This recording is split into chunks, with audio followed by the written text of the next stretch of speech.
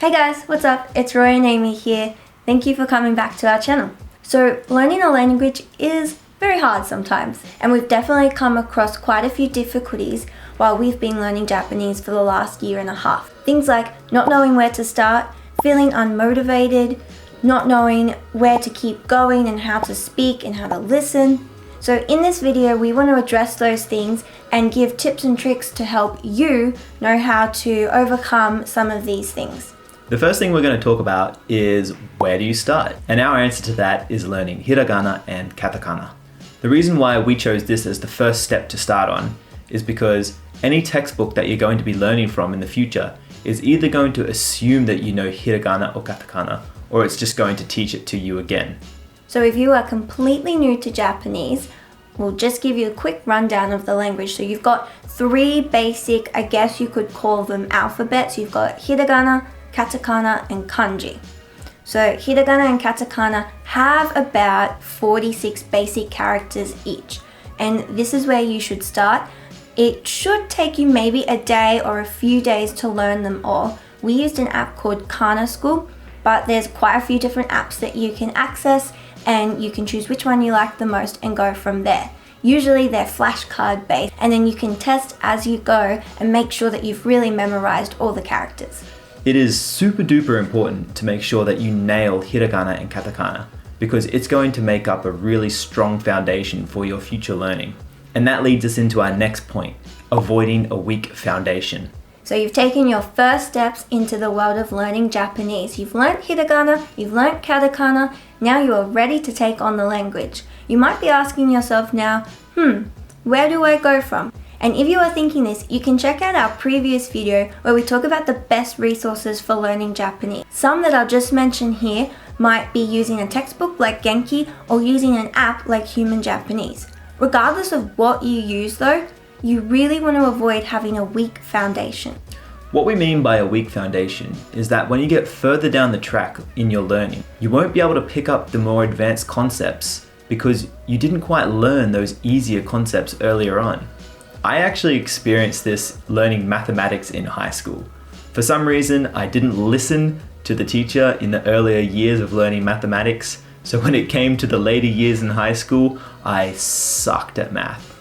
I know when you're first starting out, it can feel so exciting and you just want to really run before you can walk. You want to take on those harder verb conjugations and all that harder language learning so that you can converse with people and you can speak with them, but you really need to make sure that you're putting in the effort at the very start to understand all of that simpler knowledge and make sure that you practice it as well.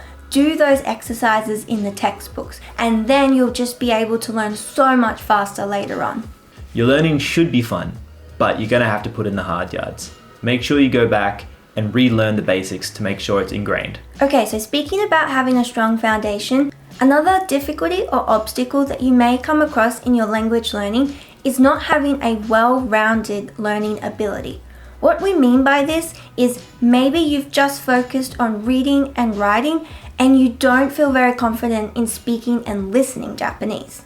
From our experience, we've actually seen this in the Japanese people and how they've learnt English.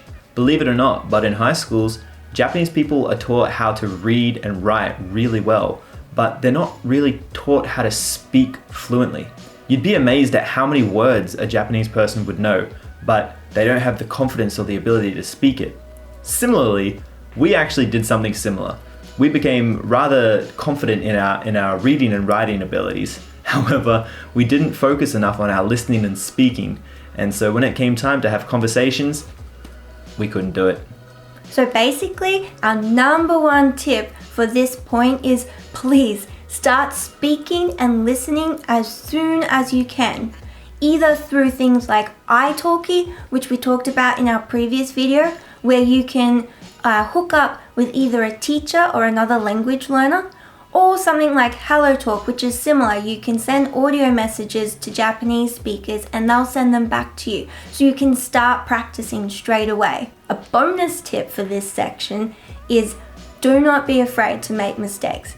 And oh boy, do I know that that is really hard to do. I didn't start speaking or listening Japanese for quite a long time because I was so self-conscious and so embarrassed to make mistakes. But I'm sure both of us can attest that you really need to start early. So speaking of being self-conscious or not having confidence in your own abilities to talk or listen, you want to make sure that you avoid getting discouraged. When learning a new language, it is so easy to get unmotivated or burnt out from learning too much in a short period of time. You need to make sure that you have adequate breaks in your learning. For example, when we were talking about learning hiragana and katakana, and that you can do it in maybe 1 or 2 days.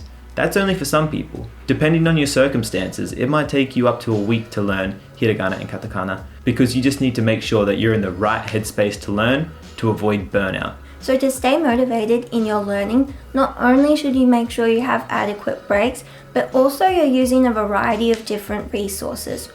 For example, if you are reading a Japanese book, perhaps after a couple of weeks you get quite bored of it, you get demotivated. So make sure you have other resources to go to that are a bit different. For example, maybe you've set up an online chat with a Japanese person. So instead of practicing your reading, which has been demotivating at that moment, then you can go on and talk to that Japanese person and practice your speaking instead. Another way to make sure that you're not getting unmotivated is to find language learning partners who are really motivated and want to learn just as much as you.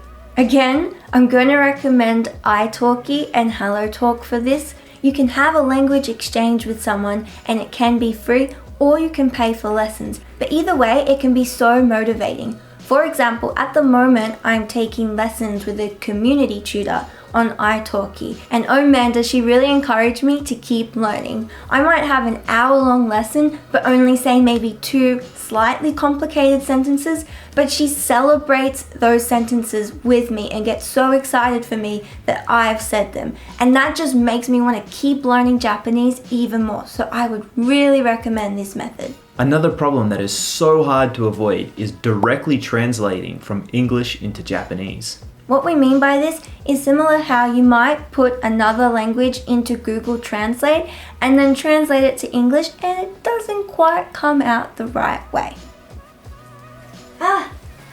すみません。私は洗う植えましょうか？植洗う植えましょうか？えOh. So sometimes when you take an English sentence, or even for example an English idiom like don't reinvent the wheel, and try to directly translate it to Japanese, it's not going to be quite correct. And I am the biggest culprit of this. Every time Roy and I took a lesson, I would say, but how do you say this thing in English in Japanese? And our teacher would just be like... Our best piece of advice to avoid this is by doing lots of listening, be that with a Japanese speaker or watching Japanese anime or drama. You're going to learn to just regurgitate what you hear, and it will come out sounding much more natural instead of doing those janky translations in your head. Even though it can be so hard at times and it feels like you're banging your head against a brick wall, we love learning Japanese. And we've got other videos on how to learn Japanese as well, including what resources are best from our point of view. So please check those out, and if you liked this and would like to see more content from us, please hit the subscribe button and the notification bell. We put out videos every week. Thanks for watching, and we'll see you in the next one. Bye!